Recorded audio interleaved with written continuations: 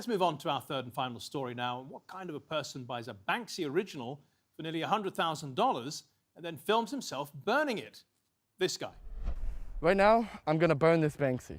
And the reason behind this is for the NFT, if we were to have the NFT and the physical piece, the value would be primarily in the physical piece. By removing the physical piece from existence and only having the NFT, we can ensure that the NFT, due to the smart contract ability of the blockchain, will ensure that no one can alter the piece and it is the true piece that exists in the world.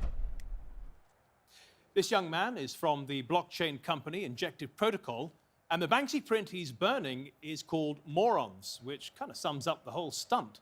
Except that somehow Injective Protocol actually made money out of this by turning Morons into a piece of digital art and then selling it through non-fungible token technology. Well, it's all very complicated, but fortunately we have two people here who are very well placed to explain what's going on. Jonathan Brandler is an art collector who owns a number of original Banksys, and Sheila Warren is the head of blockchain and data policy at the World Economic Forum. Welcome to both of you. We're going to get into the technical stuff in a minute, Sheila, but if I could just start with your emotional reaction as a collector of Banksys, John, when you see this print going up in flames in order to make money and various other motives. Yes, my reaction is it's exactly what Banksy created in the picture, that people that are not interested in art are dealing in works of art as a commodity, have no idea, no concept of what is involved with the artwork itself, and are willing to pay vast sums of money to play with it. And in this case, the play was with a match.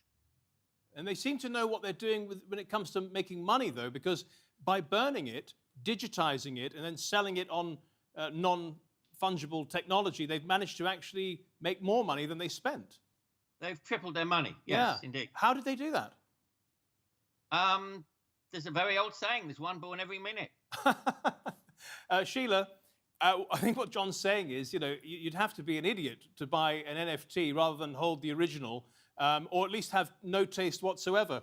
Can you first of all explain to me, how do you take an original Banksy, digitize it, turn it into a non-fungible token, and sell it for triple the value? How does that happen physically? Well, digitizing art is certainly not anything new. There have been artists who've been working exclusively in digital media for quite a while now, and in fact, many artists have created digital prints of their work. What's unique about the NFT or non-fungible token model is that you can mint, they call it minting, an NFT that is truly unique. So unlike just kind of taking a screenshot of something and then using it, an NFT gives you more proof that you actually own that particular version of, let's call it, the print. So it's a quite different model, I think. But the mechanism for creating digital art, that's been around for quite a while. But what do you really own? Great question. So you don't actually own, interestingly enough, the copyright to the underlying artwork. That usually remains with the original artist. What you do own is a provable copy. You can prove that it is unique. You can prove when you trade it that you're trading that particular version and not a different version.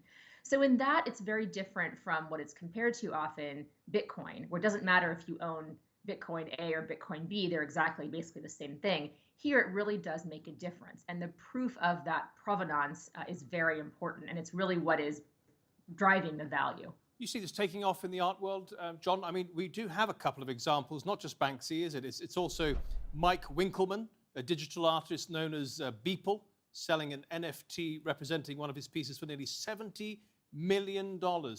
Is this the future, John? I hope not. I started in the art world where it was involved in quality, in design, in composition, and the artist's signature was actually the brush strokes of the work, not what was written in the bottom right-hand corner, be it by the artist or by somebody else. You could look at a piece of art and identify the artist visually. This is the emperor's new clothes. Yeah. As you know, the people that bought this picture and burnt it, who in their right minds pays 3 times the market price for something to have something that doesn't exist. And it's not as if the piece that they bought was unique. It's one from an edition. Right, of 500. Of 500. So there are 499 people out there with a physical piece of paper at roughly $90,000. And there's one person, in my opinion, with more money than sense, who paid $350,000 for an electrical impulse. Well, if you want an electrical impulse, stick your finger in a plug. Sheila? You know, I tend to disagree. I think that people do all kinds of things that make sense to them and for reasons that might be emotional or personal.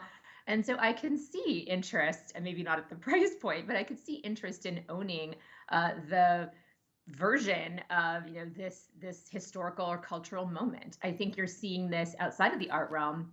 You're seeing people buying videos or clips of their favorite basketball player or athlete, you know, completing a very historic moment, perhaps in a game that has value to people. And so I think that it just depends on what people are willing to move towards and go to. One point I will make, though, is on the digital art. I do think that there are ways of differentiating digital artists. In fact, you know, there are some digital artists who are really only working in the digital medium, and their strokes, if you will, what they're doing with their programs and whatnot is quite distinctive. And so I do think you're seeing over time, I hope, the trend that those artists who are really quite serious about the medium are going to trade their art for much higher prices than, you know, if I were to go in and make a doodle and then mint it, which I can tell you right now would not be worth very much, nor should it be. John, a final point? The difference is the digital artists that are working purely in digital form, I can appreciate that as an art form. The same conversation happened with photographs, with all sorts of things.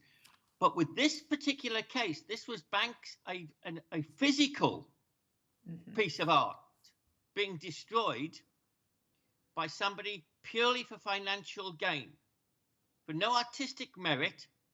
They didn't improve it by, I don't know, painting another person in, or they didn't alter it. They destroyed it. But wasn't that what Banksy did a couple of years ago when he put his own piece of work through a shredder?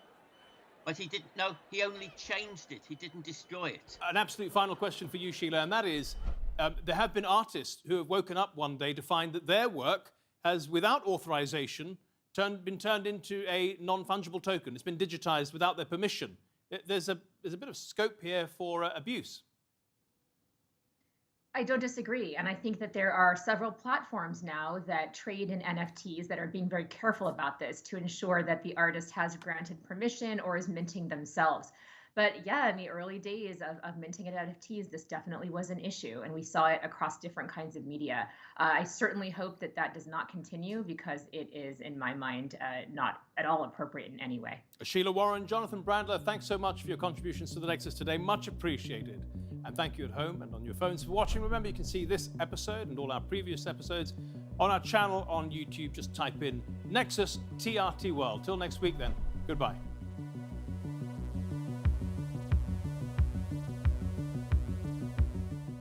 Well, thanks for watching our program. If you liked it, please give it a thumbs up, share it with your friends and family, and even subscribe.